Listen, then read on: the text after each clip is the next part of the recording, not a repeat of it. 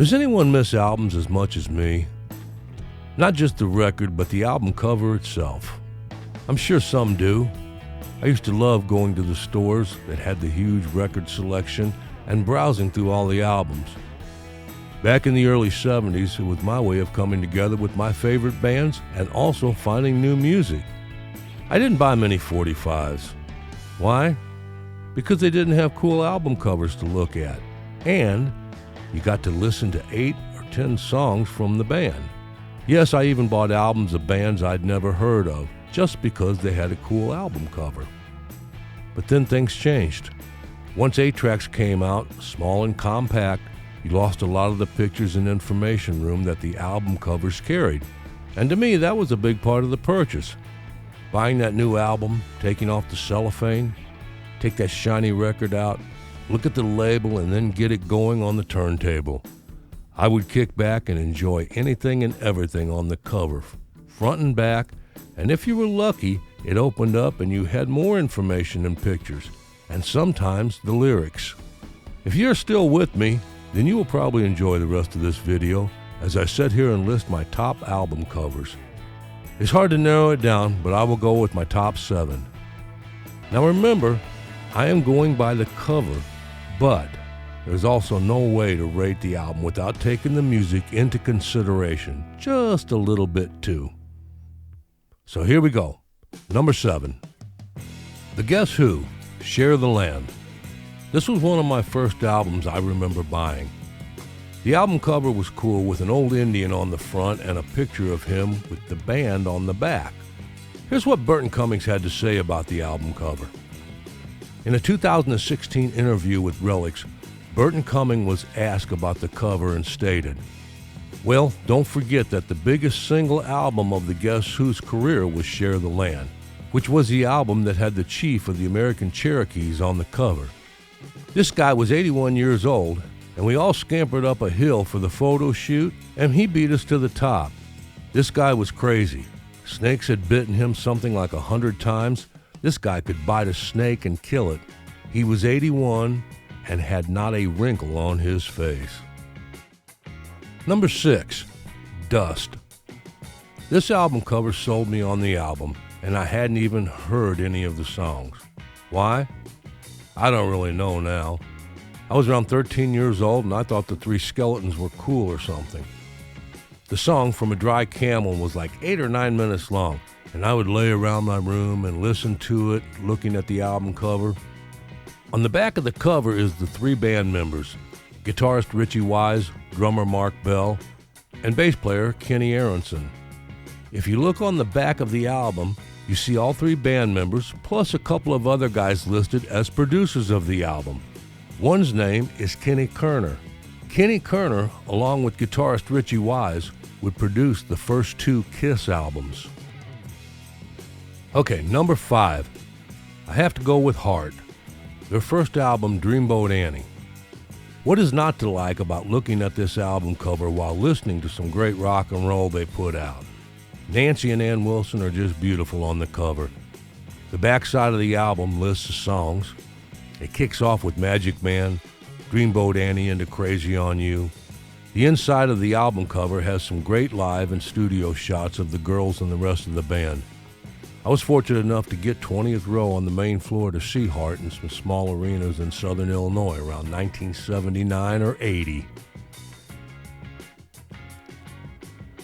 Number 4, Grand Funk Live. This was their first live album, and the first live album for me too. Also one that I did not buy myself. It was bought for me as a birthday present from my older sister, and she bought it used from a yard sale. But I really loved that album. I think it was also my first double album at the time. They say a picture can paint 1,000 words. Well, the front of this album's picture says rock and roll and what it's all about in one shot. The inside was a good shot from behind the stage, too. I already had the Grand Funk Survival album before I got this one. But as I said, this is the first live album in memory that I own. It had the introduction on it where they are telling them to clear the aisle, and then the clapping starts. You hear the crowd start to get louder, and then you hear a few drums pounding. Mel's bass thumps a little, and then the announcer says something like, "What you've been waiting to see, Grand Funk Railroad."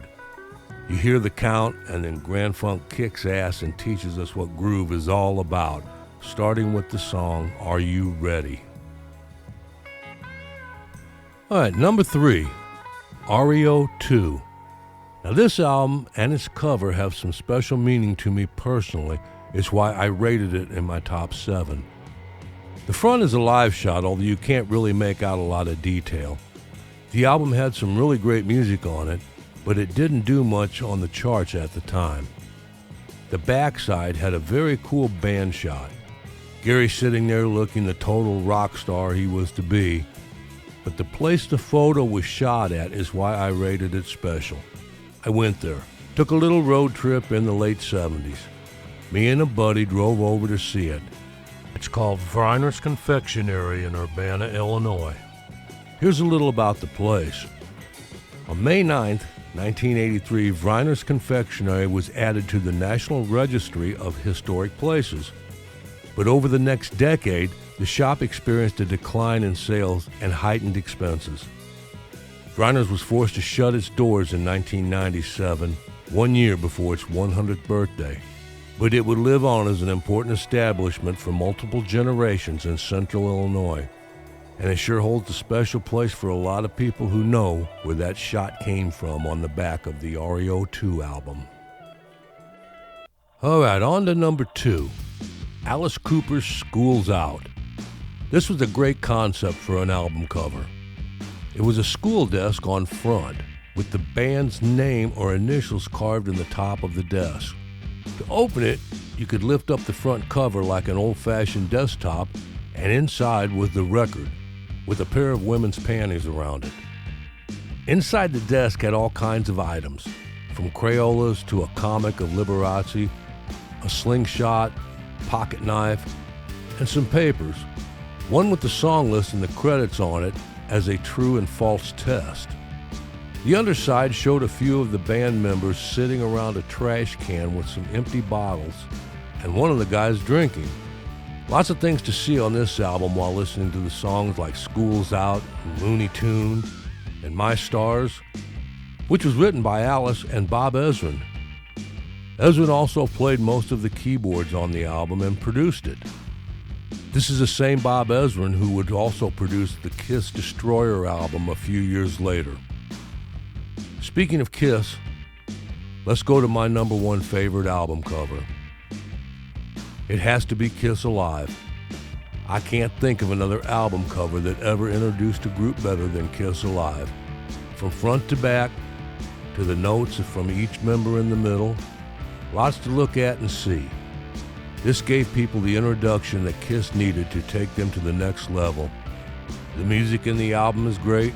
Producer Eddie Kramer did a fantastic job of getting this album sounding great and still keeping that live feel. The album and its cover sold many people on Kiss. So I rate it number 1 in my list of favorites. Although I had already seen Kiss live and had a couple of their albums, the Alive album brought me closer to the band. Album covers are a thing of the past now. There's no mystique to the bands and entertainers anymore. Now you just hop on the internet and you can get up close and personal there. As I said in the beginning, these are just my personal top 7 album covers from the 1970s. And I'm sure some of you have favorites. And as always, let me hear it in the comments section below.